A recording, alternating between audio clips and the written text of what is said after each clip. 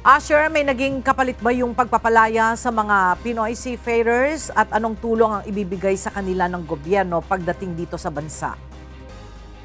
Na produkto ng magkakatuwang natulukan ng iba't ibang sektor ang pagpapalaya sa 17 Pilipinong tripulante na nabihag sa Yemen. Ayon sa Department of Foreign Affairs o DFA, hindi ito magiging posible kung hindi dahil sa suporta ng Sultanate ng Oman. Pinasalamatan naman ng Pangulong Ferdinand Marcos Jr.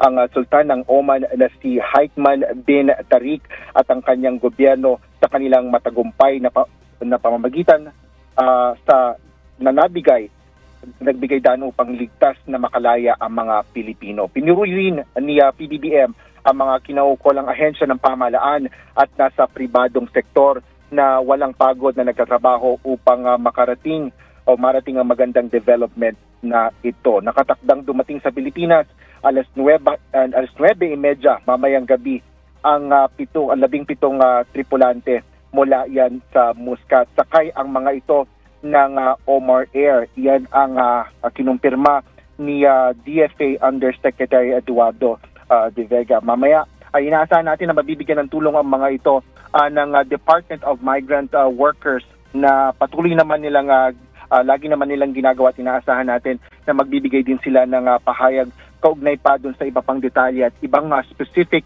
na mga tulong na ibibigay nila dito sa 17 tripulante. Yan muna ang latest. Balik sa'yo, Ella. So Asher, anong tulong nga ang ibibigay sa kanila ng gobyerno pagdating dito nila sa bansa?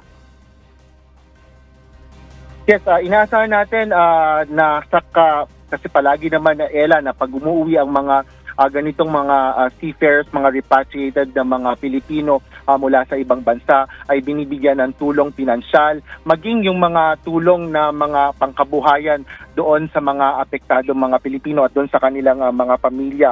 Nakikipag-ugnayan tayo sa Department of Migrant Workers kaugnay doon sa mga specific na ibibigay nila at sinabi nila na magbibigay sila ng pahayag ngayong araw. Kaugnay nga dito sa mga iba pang detalye ng pag-uwi ng 17 tripulante. Ella.